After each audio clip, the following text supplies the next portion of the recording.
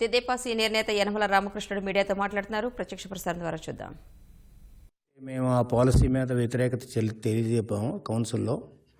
అదే పాలసీని మళ్ళీ గవర్నర్ ఆర్డర్లో తీసుకొస్తే we have got every right to reject it or amend it by moving amendments to the governor's address. అంచేత అక్కడ మేము ఇక్కడ చాలా పెక్యులర్ సిచ్యువేషన్ రాబోతుంది సార్, మీరు వచ్చినప్పుడు చూద్దరు. కానీ అవన్నీ ఎంచేతంటే గవర్నర్స్ అడ్రస్ జనరల్గా స్టేట్మెంట్ ఇచ్చేసిన తర్వాత డిబేట్కి వస్తుంది. డిబేట్కి వచ్చినప్పుడు అమెండ్మెంట్స్ మూవ్ చేయడానికి మెంబర్స్కి పవర్ ఉంది. గవర్నర్స్ అడ్రస్ కూడా అమెండ్మెంట్ చేయొచ్చు. మొత్తం అంతా చేయకపోయినప్పుడు కూడా ఏదైతే మేము ఇంతకుముందు సెషన్లో వ్యతిరేకించామో ఆ పాలసీ స్టేట్మెంట్ ప్రకారంగా వస్తే ఆ యొక్క పాలసీలన్నీ కూడా వ్యతిరేక చేస్తాం శాసనసభ కౌన్సిల్లో. శాసనసభలో లేకపోయినప్పుడు కూడా శాసనసభలో కూడా వాళ్ళు నిర్ణయం తీసుకుంటారు. కౌన్సిల్లో డెఫినెట్గా వ్యతిరేకిస్తాం by making all amendments to the governor's address. చేసిన తర్వాత మోషన్ ఆఫ్ థ్యాంక్స్కి ఓటింగ్ జరుగుతుంది. Motion of thanks to governor అడ్రస్కి ఓటింగ్ జరిగినప్పుడు ఏదైతే మేము అమెండ్మెంట్లు పెట్టామో ఆ మెసేజ్ తోటి ఎంచేతన మళ్ళీ ఓటింగ్ జరిగినప్పుడు జనరల్గా కౌన్సిల్లో మేము ఇచ్చినటువంటి అమెండ్మెంట్స్ మీద కూడా ఓటింగ్ జరుగుతుంది. మోషన్ ఆఫ్ థ్యాంక్స్ కూడా ఓటింగ్ జరుగుతుంది. ఇప్పుడు కౌన్సిల్లో మళ్ళీ ప్రాబ్లం వస్తుంది. అంచేత గవర్నమెంట్ ముందే అలర్ట్ చేస్తున్నాం. ఏదైతే పాత పాలసీస్ ఉన్నాయో వీలైనంత వరకు మీరు అవాయిడ్ చేసుకుంటే ఈ కాంట్రడిక్షన్ అవాయిడ్ చేసినటువంటి వాళ్ళు అవుతారు. లేకపోతే డెఫినెట్గా గవర్నర్స్ అడ్రస్ మీద మళ్ళీ కాంట్రడిక్షన్స్ వస్తాయి, కాన్ఫ్లిక్ట్ వస్తాయి. మీరు శాసనసభలో మీరు దాన్ని పాస్ చేసుకుంటారు, కానీ కౌన్సిల్లోకి వచ్చేటప్పటికి మేము అమెండ్మెంట్స్ తోటి పాస్ చేస్తాం. అంచేత మా అమెండ్మెంట్స్ తోటి పాస్ చేస్తుంది రూల్స్ ప్రకారంగా మళ్ళీ గవర్నర్కి మెసేజ్ పంపిస్తాడు చైర్మన్. పంపించిన తర్వాత మళ్ళీ గవర్నర్ గారు ఆయన రిప్లై కూడా పంపించాలి. రూల్స్ ప్రకారంగా ఆయన రిప్లై కూడా మళ్ళీ కౌన్సిల్కి రావాలి, ఏమన్నారు దాని మీద అనేది మా అమెండ్మెంట్స్. అప్పుడు వచ్చిన తర్వాత మళ్ళీ దాని మీద కూడా డిబేట్ జరగవలసిన అవసరం ఉంటుంది ఆయన సమాధానం మీద. అంచేతంటే అందుకనే గవర్నమెంట్ని అలర్ట్ చేస్తున్నాను. ఎంచేతంటే మాకుండేటువంటి పవర్స్ ఉపయోగించుకోవడంలో ఎవరు అడ్డు రావడానికి వీల్లేదు. అంచేత ఆ పాలసీ అనేటువంటి ప్రజలకు వ్యతిరేకమైనటువంటి నినాదం పెట్టారు, ప్రజలకు వ్యతిరేకమైనటువంటి పాలసీ పెట్టారు. అంచేత ప్రజలకు వ్యతిరేకమైనటువంటి పాలసీ ఉంది కాబట్టి అక్కడ శాసనసభలో మాకు అవకాశం లేకపోయినప్పుడు కూడా తెలుగుదేశానికి ఇక్కడ ఉండేటువంటి అవకాశాన్ని ఉపయోగించుకుని దాన్ని మీ పాలసీని డిసప్రూవ్ చేసాం రూల్ 71 కింద. అయినప్పుడు కూడా బిల్స్ డిబేట్కి అలౌ చేశాం. బిల్స్ డిబేట్కి వచ్చిన తర్వాత అవి సెలెక్ట్ కమిటీకి పంపిస్తే పబ్లిక్ ఒపీనియన్కి వెళ్తాయనేటువంటి ఉద్దేశం చేశాం. వాటిని కూడా మీరు బ్లాక్ చేశారు. సెలెక్ట్ కమిటీకి వెళ్లకుండా బ్లాక్ చేసింది ప్రభుత్వమే బ్లాక్ చేశారు. అధికారులందరినీ కూడా ఉపయోగించుకుని ప్రభుత్వం బ్లాక్ చేశారు. ఒకవేళ సెలెక్ట్ కమిటీకి వెళ్ళి ఉంటే ఈ టైంకి ఆ ప్రొసీజర్ కూడా అయిపోయి ఉండేది చాలా వరకు కూడా. అంచేత అట్లా బ్లాక్ చేయడం అంటే మీరు చేసినటువంటిది విధానాన్ని తప్పు, ప్రజలకు వ్యతిరేకంగా ఉందనేటువంటి కౌన్సిల్ చెప్తే దాన్ని మీరు సెలెక్ట్ కమిటీకి వెళ్లకుండా బ్లాక్ చేశారు. దాన్ని కూడా తీవ్రంగా ఖండిస్తూ ఉన్నాం. అంచేత ప్రభుత్వం యొక్క బాధ్యత చట్టసభల్ని పరిధిలోకి తీసుకుని చట్టసభల యొక్క అభిప్రాయాలు కూడా తీసుకుని ఎంచేత వీఆర్ ఆల్ పబ్లిక్ రిప్రజెంటేటివ్స్. అంచేత we are elected by the people to reflect the opinions of the public, not opinion of individual. అంచేత మీరు ఇండివిజువల్గా తీసుకున్నటువంటి నిర్ణయాన్ని తీవ్రంగా 2 సభల్లో కూడా వ్యతిరేకించాం. శాసనసభలో వ్యతిరేకించారు, కాకపోతే అక్కడ వీలు పడలేదు, మీకు మెజారిటీ ఉంది కాబట్టి. ఇక్కడ కౌన్సిల్లో మేము వ్యతిరేకించడం కానీ రూల్స్ ప్రకారంగా మేము అవన్నీ కూడా టేకప్ చేశాం. కాకపోతే మీరు దాన్ని ఏదో విధంగా అడ్డుకోవాలనేటువంటి ఉద్దేశంతో ప్రభుత్వం అన్ని చోట్ల మేనేజ్ చేస్తున్నారు. ఇది కరెక్ట్ కాదు. మీ పాలసీ ప్రజలకు వ్యతిరేకంగా ఉన్నటువంటి విధానాలు, ఈ విధానాలు మార్చుకోకపోతే మీకు సరి అయినటువంటి గుణపాఠం కూడా జరుగుతుంది.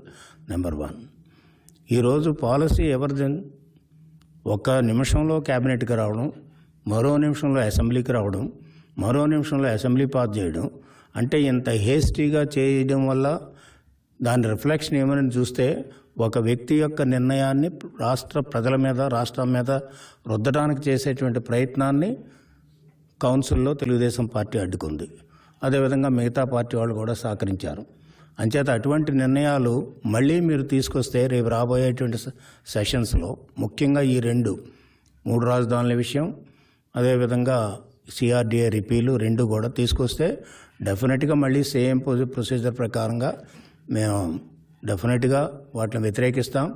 ఆ వ్యతిరేకత లేకుండా మీరు జాగ్రత్త పడవలసిన బాధ్యత కూడా ప్రభుత్వానికి ఉంది. ఎందుచేతంటే సీరియస్ ఇష్యూ, ఇది రాష్ట్ర ప్రతిష్టకు సంబంధించిన ఇష్యూ, రాష్ట్ర ప్రెస్టేజ్కి సంబంధించిన ఇష్యూ. ఇటువంటి ఇష్యూలో ఏదో మళ్ళీ బుల్డోజ్ చేసిపోదాం, లేకపోతే ఏదో విధంగా పాస్ చేసుకుపోదాం అంటే ప్రతిపక్షానికి అన్ని సందర్భాల్లో అన్ని హక్కులు ఉంటాయి.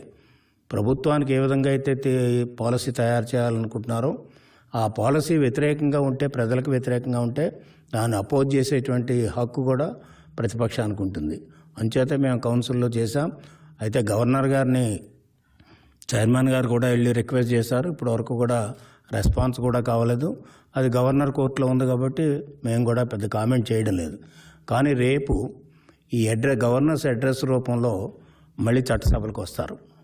చట్టసభలకు వచ్చినప్పుడు చట్టసభలకు ఉండేటువంటి హక్కులు మేము పూర్తిగా ఉపయోగించుకుంటాం రూల్స్ ప్రకారంగా, రాజ్యాంగ ప్రకారంగా. అంచేత ఎట్టి పరిస్థితుల్లో కూడా ఆ 2 అభిప్రాయాల్ని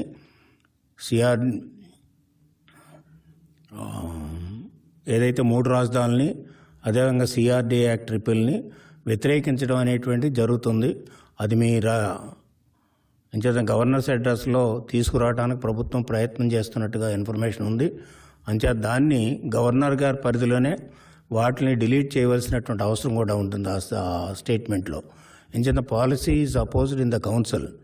ఒకసారి ఒక శాసనసభ వ్యతిరేకించిన తర్వాత మరి ఆ పాలసీస్ వస్తే same music has to be faced by the government also.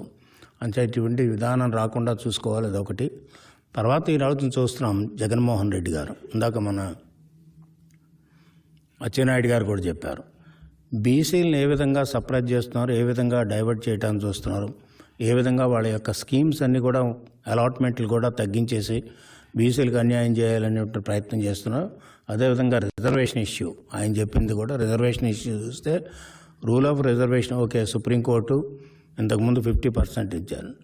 అంచేత ఒకసారి ఇచ్చినటువంటి సుప్రీంకోర్టు జడ్జిమెంటు మళ్ళీ సుప్రీంకోర్టు వెళ్ళమనే అడుగుతున్నారు. సుప్రీంకోర్టుకు వెళితే వాళ్ళు ఏం చెప్తారో వేచి చూడాలి. బహుశా ఒకసారి ఇచ్చిన జడ్జిమెంటు ఒక్కోసారి ఓవర్ రూల్ చేసేటువంటి పరిస్థితులు కూడా కొన్ని కేసుల్లో ఉన్నాయి. అంచేత ఆ రోజు సర్కమ్స్టెన్సెస్లో ఆ రోజు ఇవ్వచ్చు, ఈ రోజు సర్కమ్స్టెన్సెస్లో ఈ రోజైనా రివైవ్ చేయడానికి లేకపోతే అదేమన్నా రివిజన్ చేయడానికి కూడా అవకాశం ఉండే విధంగా ఉంటుంది. కాబట్టి ప్రభుత్వం డెఫినెట్గా దీన్ని సుప్రీంకోర్టు వరకు తీసుకెళ్ళి బీసీలకు ముఖ్యంగా ఎంచేదంటే ఎస్సీలకు అది కాన్స్టిట్యూషనల్ ఆబ్లిగేషన్, ఎస్టీలకు కూడా కాన్స్టిట్యూషనల్ ఆబ్లిగేషన్. కాబట్టి మిగతా సెక్షన్స్కి న్యాయం చేయాలంటే ఆ 59% ప్లస్ ఉండవలసినటువంటి అవసరం ఉంది రూల్ ఆఫ్ రిజర్వేషన్. ఎంచేదంటే పరిపాలనలో సౌలభ్యం కొరకు, విధాన నిర్ణయాల్లో బలహీన వర్గాలకి అవకాశం ఇవ్వడం కొరకు పెట్టినటువంటిది. కాబట్టి అది ఆ విధంగా కంటిన్యూ చేసేటట్టు ప్రభుత్వం పూర్తిగా చర్యలు తీసుకోవాలి. ప్రభుత్వం కానీ ఆదరాబాదరాగా అది అబ్జర్వ్ చేయకుండా చేస్తే ప్రభుత్వం కావాలని బీసీలకి అన్యాయం చేసినట్టు అవుతుంది మిగతా సెక్షన్స్ కూడా. అదేవిధంగా జగన్మోహన్ రెడ్డి గారు తీరు చూస్తే నాకు ఎందుకంటే ఈయన ఎవరితోటి కూడా పోల్చలేకపోతున్నాం ఒక వ్యక్తితోటి. మనకి హిస్టరీలో చూస్తే ఒకవైపు తొగ్లాక్ పరిపాలన మనం చూసాం కూడా, ఇప్పుడు చూస్తూనే ఉన్నాం. రెండోసారి చూస్తే హిట్లర్. వీళ్ళందరూ కూడా హిట్లర్ కానీ, తొగ్లక్ కానీ, ముసోలిని కానీ, అదేవిధంగా నీరో కానీ, వీళ్ళందరి యొక్క మనస్తత్వాలు కలిపి కూడినటువంటి మనస్తత్వం కలిగినటువంటి జగన్మోహన్ రెడ్డి గారు. ఎందుకు ఈ నలుగురితోటి ఎందుకు పోలుస్తున్నామంటే హిస్టరీలో మన వరల్డ్ హిస్టరీ చూస్తే, పొలిటికల్ హిస్టరీ సరే తొగ్లక్ మనం అందరికి తెలిసినటువంటిదే ఏ విధంగా అతను అలా బిహేవ్ చేశాడో. అదేవిధంగా హిట్లర్ కూడా అందరికి తెలిసిందే, ప్రపంచాన్నే మింగేయాలనుకున్నాడు హిట్లర్. ప్రపంచాన్నే పరిపాలించాలనుకుంటే చివరికి అతను ఏం జరిగిందో అందరికీ తెలిసినటువంటిది. ఆ మనస్తత్వం కూడా ఉంది ఇతనికి. మొత్తం భారతదేశాన్ని లేకపోతే ఈ ఆంధ్రప్రదేశ్ను పూర్తిగా పరిపాలించాలి అంటే తన చేతుల్లో ఉంచుకోవాలనేటువంటి మనస్తత్వం కలిగినటువంటి ఇతను. అంటే దానికి ఏదైనా చేయడానికి సిద్ధపడుతున్నాడు జగన్మోహన్ రెడ్డి. ఈ ప్రజలు ఏమైనా అయిపోవచ్చు, లేకపోతే రాష్ట్రం ఏమైనా అయిపోవచ్చు. రాష్ట్రం నష్టపోయినా నాకు సంబంధం లేదు, ప్రజలు నష్టపోయినా నాకు సంబంధం లేదు. అదేవిధంగా హిట్లర్ కూడా ఆలోచించాడు. తన అధికారం గురించి ఆలోచించాడు తప్ప ప్రజల గురించి, ఆ దేశం గురించి ఆలోచించలేదు హిట్లర్. అట్లాగే ఈయన కూడా ఈ రాష్ట్రం యొక్క ప్రతిష్ట గురించి కానీ, రాష్ట్రం యొక్క మంచి గురించి కానీ, రాష్ట్ర ప్రజల యొక్క మంచి గురించి కానీ ఆలోచించలేదు. అదేవిధంగా మనం చూస్తే ముసోలిన్ ఒక జర్నలిస్ట్ ముందు. ఆ జర్నలిస్ట్ టైంలో అతను సోషలిజం గురించి బాగా ప్రచారం చేసేవాడు. ఆ సోషలిజం గురించి ప్రచారం చేస్తే ఇతను ఏదో నిజంగా సోషలిజం తెస్తాడమో ఇటలీలో అని అందరూ గెలిపించారు ప్రెసిడెంట్గా ఇటలీకి. వేస్తే ప్రెసిడెంట్ అయిన తర్వాత ఈ డెవలప్డ్ ఫ్యాసిజం అంటే ఎంత సినికల్గా తయారయ్యడం మనం ఆలోచించండి. సోషలిజం గురించి ప్రచారం చేసి అతను ఫ్యాసిస్ట్ అయిపోయి మొత్తం హిట్లర్తో కలిసి అతను కూడా నాశనం అయిపోయాడు. ఆ ఇటలీ యొక్క ప్రెస్టేజ్ కూడా పోయింది. అదేవిధంగా తర్వాత చూస్తే నీరో చక్రవర్తి, రోమన్ ఎంపైర్కి లాస్ట్ ఎంపరర్ నీరో స్వయంగా రోమ్ తగలబెట్టాడు అనేటువంటి ఒక ప్రతీతి. ఎంచేతంటే ఇతను గోల్డెన్ ప్యాలెస్ కట్టుకోవడానికి నీరో రోమ్ తగలబెట్టి అక్కడ ఆ ప్లేస్లో గోల్డెన్ ప్యాలెస్ కట్టుకోవాలనేటువంటి ప్రయత్నం చేశాడు అనేటువంటి that is what history says. అంచేత వీళ్ళు నలుగురు అట్లాగే ఈనాడు ఆంధ్రప్రదేశ్ తగలబడిపోతున్నప్పుడు కూడా, ఆంధ్రప్రదేశ్ నాశనం అయిపోతున్నప్పుడు కూడా, ఆంధ్రప్రదేశ్ ప్రెస్టేజ్ పోతున్నప్పుడు కూడా, మనకి ఇన్వెస్ట్మెంట్స్ రాకపోయినా, రెవెన్యూస్ పడిపోతున్నా, అదేవిధంగా రెవెన్యూస్ పెరగకపోయినా, అదేవిధంగా అభివృద్ధి ఆగిపోయినప్పటికీ కూడా తనకేమీ పట్టనట్టుగా నీరో చక్రవర్తి ఎలా అయితే రోమ్ తగలబడితే వీడియోలు వాయించి కూర్చున్నాడో, అట్లాగే ఈ జగన్మోహన్ రెడ్డి కూడా ఆంధ్ర రాష్ట్రం తగలబడిపోతూ ఉంటే, నష్టపోతూ ఉంటే, ఇతర రాష్ట్రాలతో పోల్చుకుంటే మన బాటం లెవెల్కి అధోగతికి పాలైతే ఈనాడు నేను అనుకున్నదే జరగాలనేటువంటి రీతిలో హాయిగా ఇంట్లో కూర్చొని శుభ్రంగా పరిపాలన చేస్తున్నాడు. ఇది చాలా డేంజరస్ సిచ్యువేషన్ మన ఆంధ్రప్రదేశ్కి. దీన్ని ప్రజలు గమనించుకోవాల్సినటువంటి అవసరం ఉంది. అంచేత ఈ నలుగురు యొక్క మనస్తత్వాలు కలిగినటువంటి జగన్మోహన్ రెడ్డి గారు, అంచేత జగన్మోహన్ రెడ్డి గారు ఈ మనస్తత్వాలతో పాలిస్తున్నాడంటే ఈ రాష్ట్రం ఏ విధంగా ముందుకెళ్తుంది. అదేవిధంగా రెవెన్యూస్కి సంబంధించిన వరకు అనేక పేపర్లో చూస్తున్నారు. అసలు రెవెన్యూస్ ఎట్లా ఇంప్రూవ్ అవుతాయండి? ఇతనికి ఒక ఆలోచన, ఎకానమీ అనేటువంటి ఆలోచన ఉంటే ఈ ముఖ్యమంత్రికి రెవెన్యూస్ పెరుగుతాయి. అసలు ఎకానమీ అంటే ఏంటో తెలియనటువంటిది. ఈనాడు ఏదో చూసాము అక్కడ, దాదాపు ఇందాక మా అఫీషియల్ స్పోక్స్ పర్సన్ కూడా చెప్పాడు. ఈ అడ్వైజర్, ఎకనామిక్ అడ్వైజర్ ఎక్కడో కేంద్ర ప్రభుత్వంలో ఉన్న అతను తీసుకొచ్చి పెట్టారు. ఆ ఎకనామిక్ అడ్వైజర్కి 2,85,000 జీతం అట నెలకి 15 రోజులు పనిచేస్తాడట. అదేవిధంగా అతనికి ఒక 10 లక్షల కారు అడ్వాన్స్ ఇవన్నీ కూడా ఏదో రాసుకొచ్చారు. అసలు నీకు పరిపాలించేవాడికి అసలు ఎకానమీ మీద, రెవెన్యూస్ రిసోర్సెస్ మీద ఒక ఆలోచన ఉంటే కదా అసలు అడ్వైజర్స్ ఇచ్చేది. అసలు మీకు ఆలోచన లేనప్పుడు మొత్తం అంతా కూడా సర్వనాశనం అయిపోతూ ఉంటే రాష్ట్రం, రెవెన్యూస్ అన్నీ కూడా ఇప్పటికి దాదాపు 48% రెవెన్యూస్ పడిపోయాయి అనేటువంటి రిపోర్టింగ్లు జరుగుతూ ఉంటే అసలు మీకు లేనిది అడ్వైజర్స్ వచ్చి ఏం చేస్తారు? వాళ్ళు ఏం చేస్తారు? అడ్వైజ్ చేస్తారు. అడ్వైజ్ చేస్తే మీరు పాటిస్తే కదా అడ్వైజెస్. అంచేత ఆల్రెడీ నాశనం అయిపోయినటువంటి ఈ యొక్క కిట్టి కంప్లీట్ గవర్నమెంట్ యొక్క వ్యవస్థని సర్వనాశనం చేసిన తర్వాత అడ్వైజర్స్ వచ్చి ఏం చేస్తారు? అదేవిధంగా అడ్వైజర్స్ తెచ్చుకున్నారు, బాగానే ఉంది. మీరు వాళ్ళ అడ్వైజర్స్ మాట వినరు, బాగానే ఉంది. అసలు అడ్వైజర్ చేసే పని ఏంటి? వీళ్ళు చేసే పని ఏంటి? అసలు ఎంతమంది అడ్వైజర్స్ వచ్చారు, ఎంతమంది అడ్వైజర్స్కి మీరు ఎంత ఖర్చు పెడుతున్నారు అనేది చూసుకున్నట్లయితే అడ్వైజర్స్ మీద ఖర్చు విపరీతంగా పెరుగుతున్నప్పుడు ఖర్చు తగ్గించుకోవాల్సినటువంటిది ప్రభుత్వానికి బాధ్యత ఉంటే ఖర్చు తగ్గించకుండా ఖర్చు ఒకవైపు పెంచుకుంటూ, ఓకే వాళ్ళు సలహాలు తీసుకోండి, తప్పేం లేదు, సలహా తీసుకోండి. కానీ వాళ్ళు పర్మనెంట్ అడ్వైజర్స్ కాదు. ఓకే నెలకి 10 రోజులు వచ్చి ఇక్కడ అడ్వైజ్ ఇచ్చి మామూలుగా వెళ్ళిపోతారని అంటున్నాను. అంచేత ఇటువంటి సిస్టమ్ని అడాప్ట్ చేస్తే అసలు రెవెన్యూ ఎట్లా పెరుగుతుంది? రెవెన్యూ పెరగాలంటే ఎకానమీ పెరగాలి. ఈనాడు చూస్తే వెనక్కి తిరిగి చూస్తే బిజినెస్ పోయింది కంప్లీట్గా. రాష్ట్రంలో బిజినెస్ అంతా దెబ్బతింది. ఈవెన్ ఇండివిజువల్ షాప్స్ దెబ్బతిన్నాయి. అదేవిధంగా అన్ని మాల్స్ దెబ్బతిన్నాయి. అదేవిధంగా మొత్తం బిజినెస్ దెబ్బతింది.